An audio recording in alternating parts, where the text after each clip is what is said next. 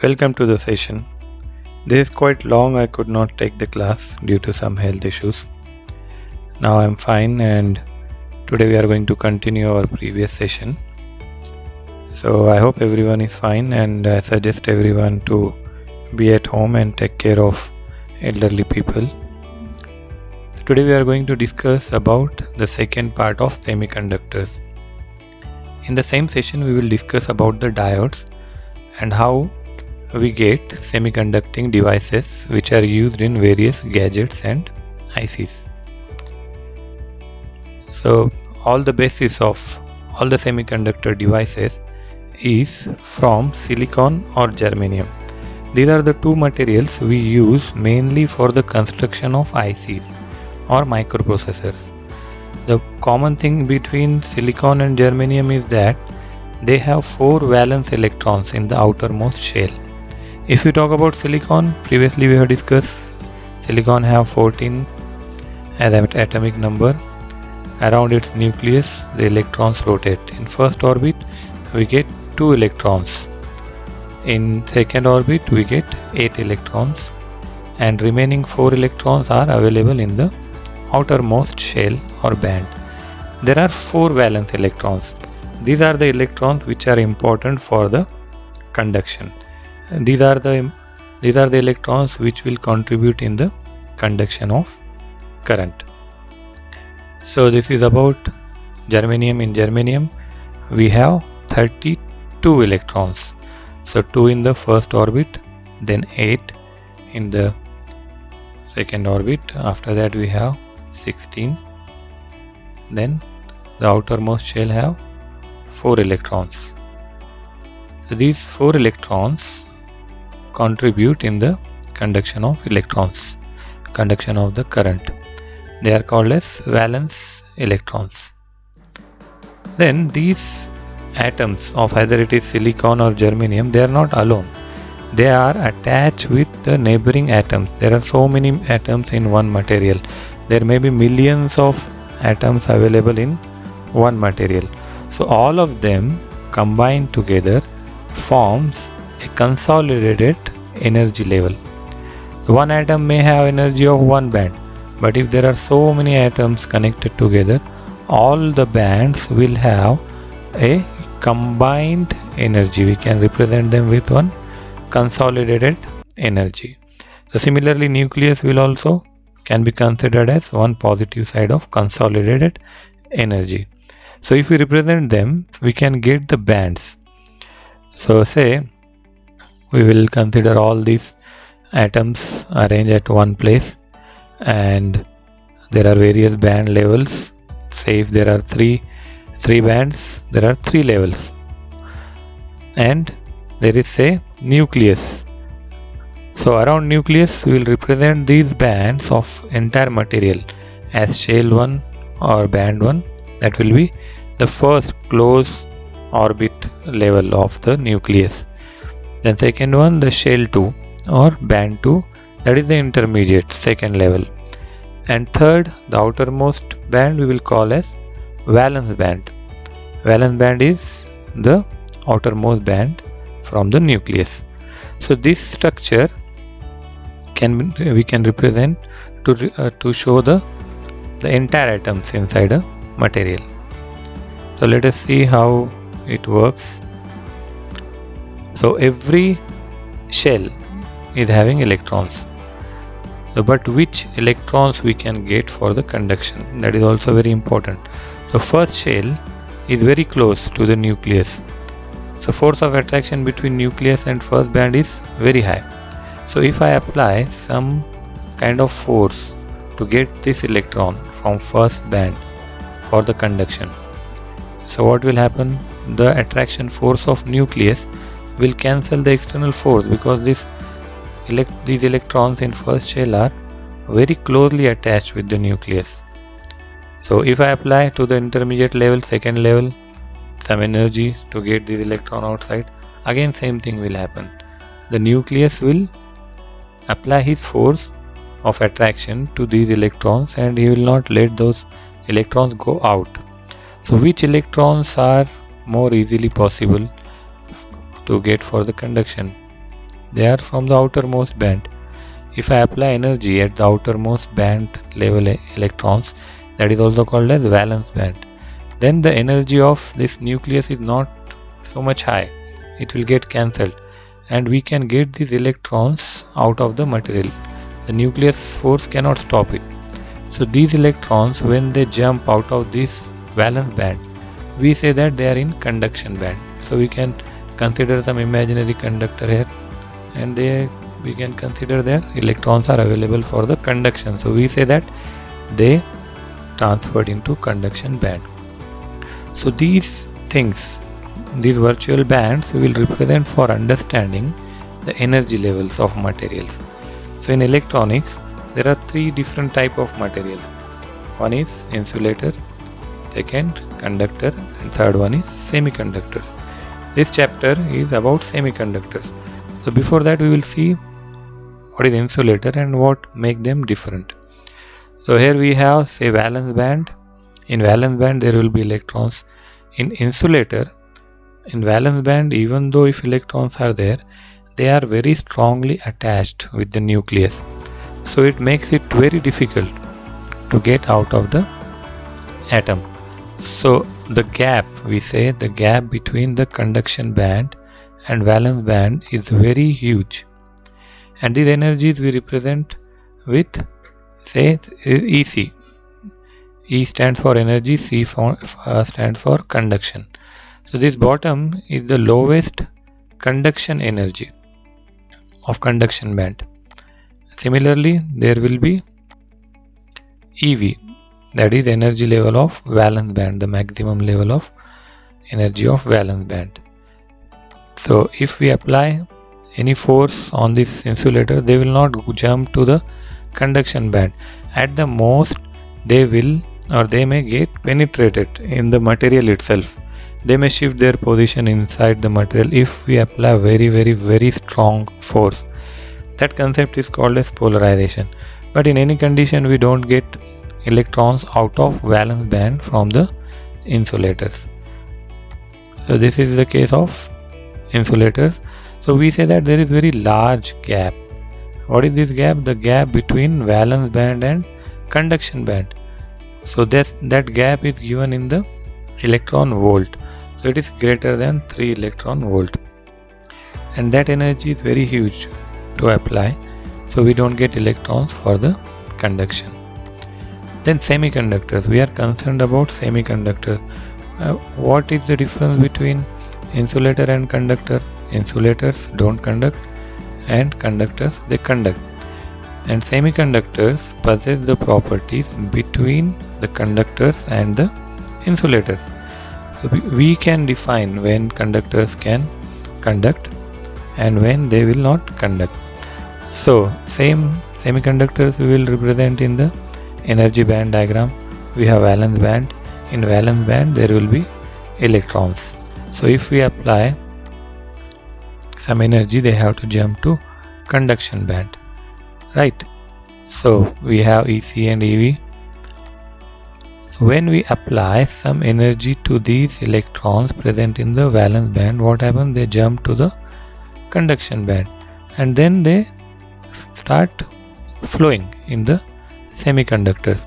When it happens, when we apply some external energy, and this energy is not like insulators, it's not 3 electron volt, it is less. When we apply small amount of energy, semiconductor become a conductor and electrons start flowing in the material. So here we can see in this diagram. So here we have, for This is energy band diagram for the semiconductor at 0 Kelvin. That is, there is no temperature. If we don't apply any energy, then the conduction band is empty. We don't get any electron from valence band to conduction band. It becomes very difficult. So in that case, it is working as an insulator. So let us move with the classification of semiconductors. Semiconductors, when we get from the nature in the form either it is silicon or germanium, if it is pure, we call it as intrinsic semiconductor. It will be the pure form of silicon and germanium. Here we can see Ne is the concentration of electrons, that is equal to concentration of holes, and that is called as intrinsic concentration, that we will discuss. When we apply some kind of impurity into the pure semiconductor, we get extrinsic semiconductor, and these are the things which we are concerned with. When we add some pentavalent atoms in semiconductor, we get n-type material. When we add some trivalent impurity, we get p-type semiconductor. So that we will see how to do that. So here what we have to remember, we have intrinsic semiconductor, which is pure, and we have extrinsic semiconductor, which is impure form of the semiconductor. The most commonly used example of impurity what we add for making n-type is phosphorus and arsenic. We have to remember this. And for making p-type material, we have to add boron and or gallium. They have 3 electrons in the valence band.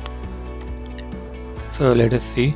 Now here we will try to understand the diagrams. The most important thing while studying is that we have to imagine the diagram in some visualization form.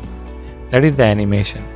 So once we are able to understand the diagrams and equations in physical form while we are thinking about the subject, then we don't forget it. That is the best method to understand or study the subject. Now if we see this diagram here, Ne is number of electrons, E standing for electrons, is equal to number of holes, and both of them are equal to intrinsic carrier concentration. That is number of electrons, how many number of electrons are there and how many number of holes are there in pure semiconductors. So this number is equal. If we don't add any impurity, the number of electrons and holes are same in intrinsic semiconductor. Let us explore this concept of electrons and holes in more detail. If we see this diagram, say we have this silicon and there are 4 valence electrons, and all of them are connected with each other with covalent bonding. So this diagram, where suppose this is silicon, outermost electrons are 4, and every one electron is shared with another atom, valence band electrons. So they are forming some bonding with each other. So let us see.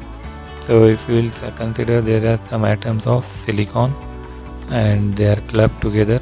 So if you see this clubbing, this one electron is clubbed with this another electron of silicon, right? Similarly, there will be different materials where the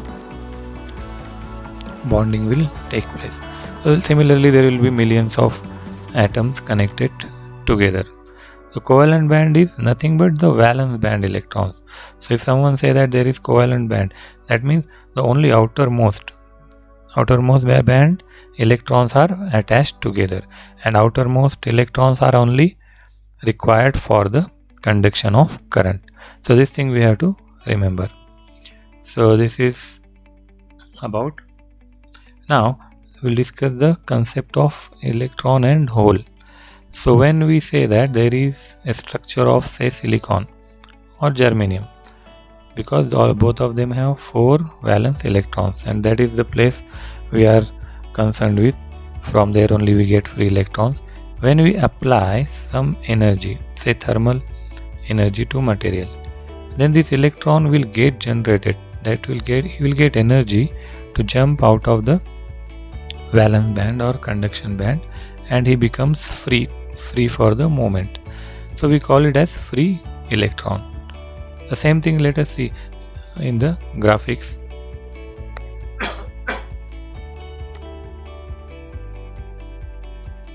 So let us see here. So let us discuss this thing. We have these atoms.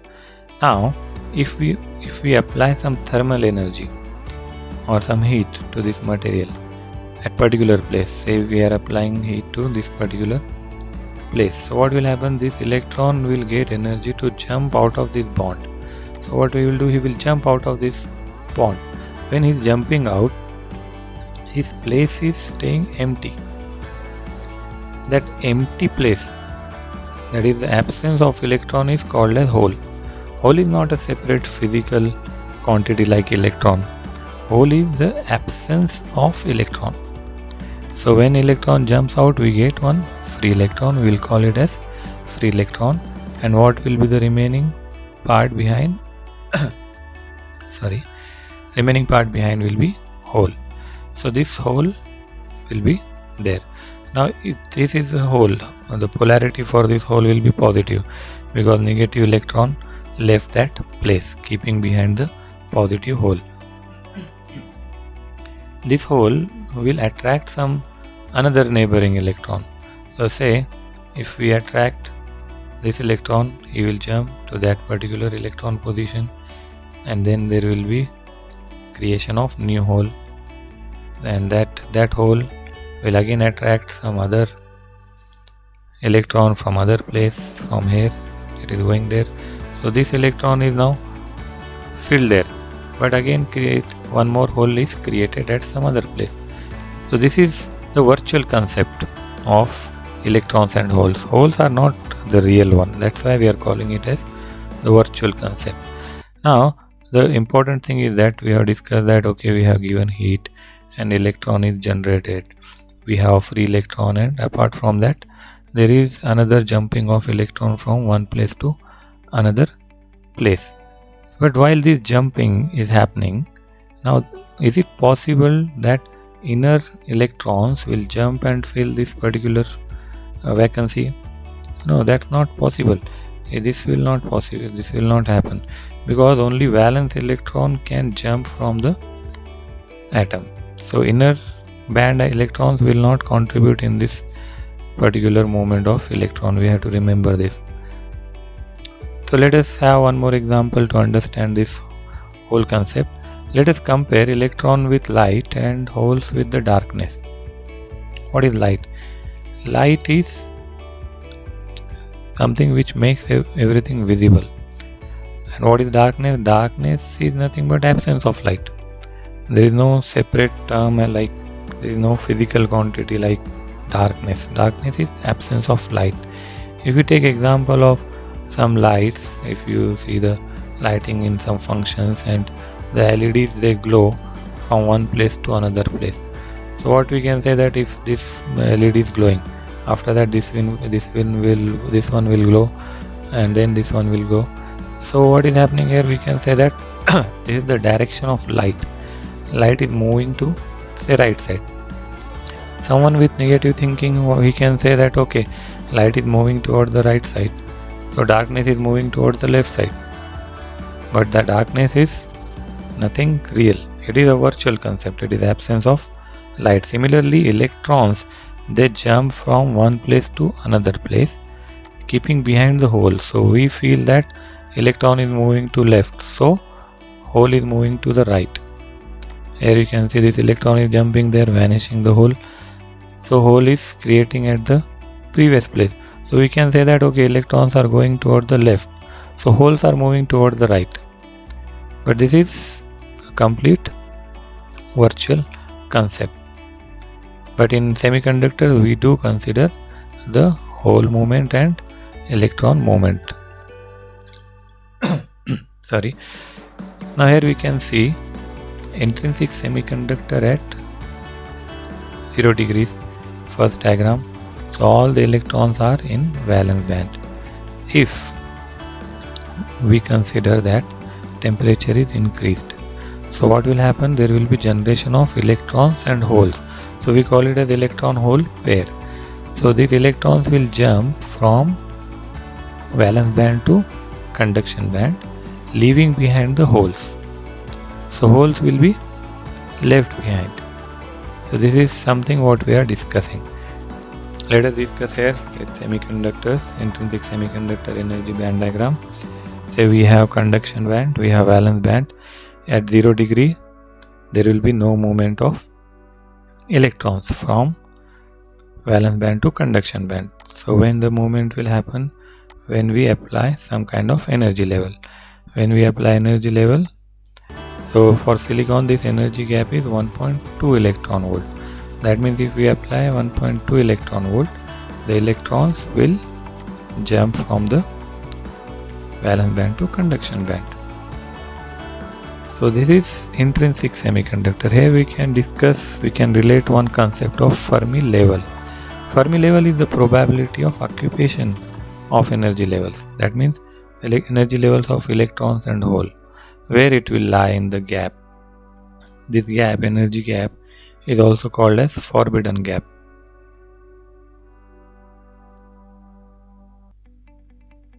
So in forbidden gap, how is the behavior of this particular electrons and holes? So if it is intrinsic semiconductor, it will lie at the center because number of electrons and number of holes are same. Whenever you create electron, at backside you get one hole. If you create 2 electrons, you will get 2 electrons created. If you create 10 electrons, backside there will be 10 holes created. So number of electrons and number of holes will be same. For whom? Intrinsic semiconductor. What is intrinsic semiconductor? It is the pure semiconductor. So this energy Fermi level for intrinsic semiconductor is given by EC plus EV by 2. It lies at the center of the energy gap or forbidden gap. So then let us discuss about impure semiconductors. What are the extrinsic semiconductors? So far we discussed the pure form. In pure form, what we are saying, number of electrons and number of holes are similar.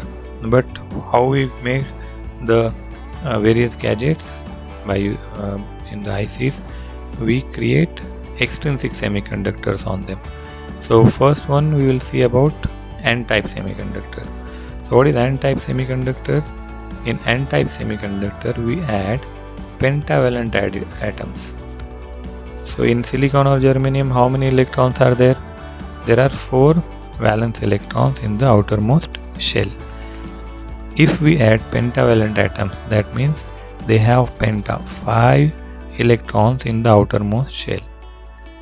So 4 electrons of pentavalent atom will get combined with the 4 electrons of silicon or germanium.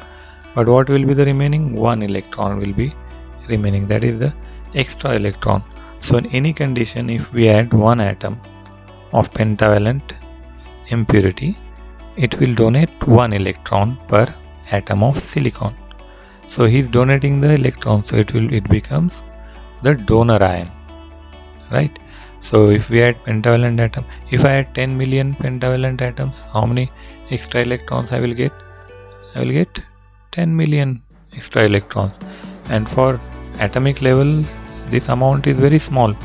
Physically, size of atom is very small, so we can add n number of atoms and we can get n number of free electrons. So we can enhance the conductivity.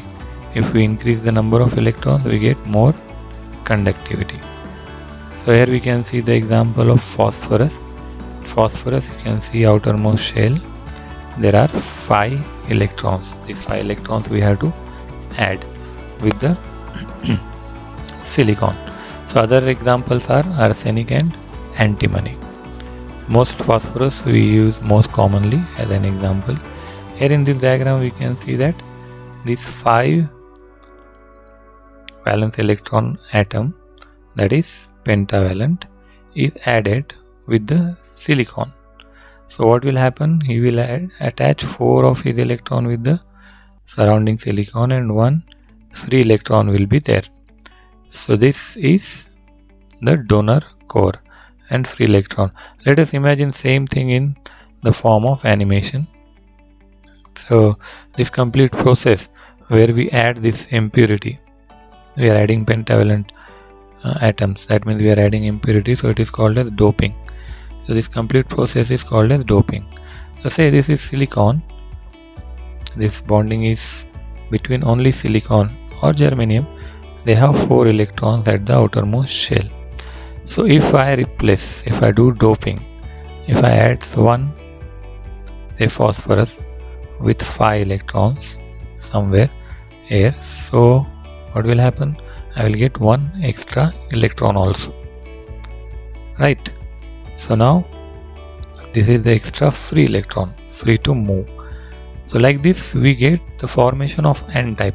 Why it is called as n-type? Because they are donating more electrons and the charge on the electrons is negative. So it becomes more negative part of the material. So like there are the electrons, those are called as the majority carriers. Similarly, there will be small amount of holes present in that will be called as the minority carriers. That also we will discuss in detail.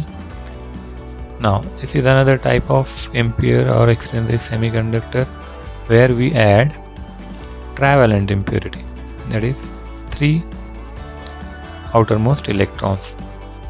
So they can't donate anything, but they require extra electrons. So what they do, they start disturbing the structure. They attract another electron from the silicon and that place becomes empty, so there will be generation of hole, and that hole, if we attract another electron, and so there will be another vacancy. So what is the point here? If we add trivalent impurity, we will get more number of holes. So holes are positively charged particles, so overall material in this type becomes positive. We call it as p-type extrinsic semiconductor. The trivalent example is say boron. In boron, along with boron we have gallium, indium and aluminium. We can add these atoms with silicon or germanium to get more number of holes. Of course we will discuss why to do all those things, why to get more electrons or holes. That is very important thing. So when we add trivalent atoms, they accept the electron because already they have less electrons, so they become the acceptor ions. So here we can see the animation. In silicon or germanium, again we will go for doping. So here this time we are adding the boron. So here we added the boron. So what is happening in boron? There will be formation of p-type material and there will be additional hole. So if I add say 1 million of boron atoms, I will get 1 million holes created in the atom. So these are the extra holes. So in this also we have the majority and minority carriers. The number of holes are the greater. So there are more numbers, so they are called as majority carriers. But there will be very few, 1 or 2 electrons present in the p-type, that will be called as minority carrier, right? So here one more thing we have to remember, that electrons are inserted. We add additional electrons, they have some physical value, but holes are created. Holes are created by the removal of electrons. Hole is nothing but the absence of electrons. So here we are seeing that here we have a material which is intrinsic material, so number of holes and electrons are same, so number of n is equal to p. So this intrinsic carrier concentration is same. If we connect battery, what will happen? Electrons will get attracted towards positive terminal and holes they will get attracted towards the negative terminal, right? So this is about intrinsic semiconductors. So for n-type and p-type extrinsic semiconductor, so this diagram shows the n-type semiconductor.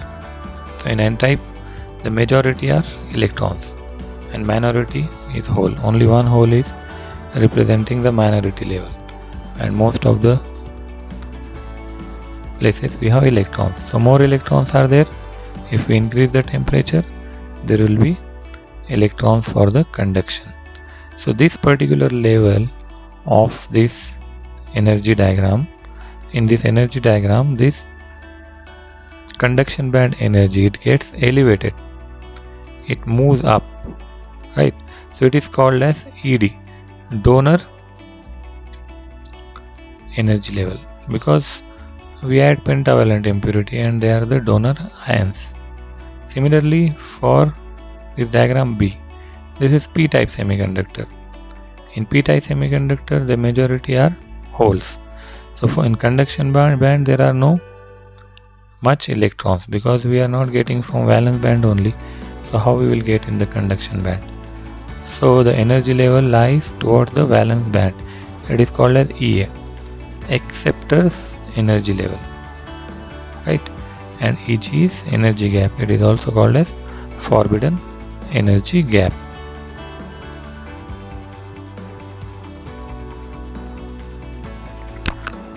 Students, let us discuss the next session in next class. So still my energy levels are little low because of a lot of antibiotics I had. So hopefully in 1 or 2 sessions we will be in full flow. In next session we will discuss the formation of p-n junction diode, and we will also try to see the practically how these diodes work. Till then, have a great day.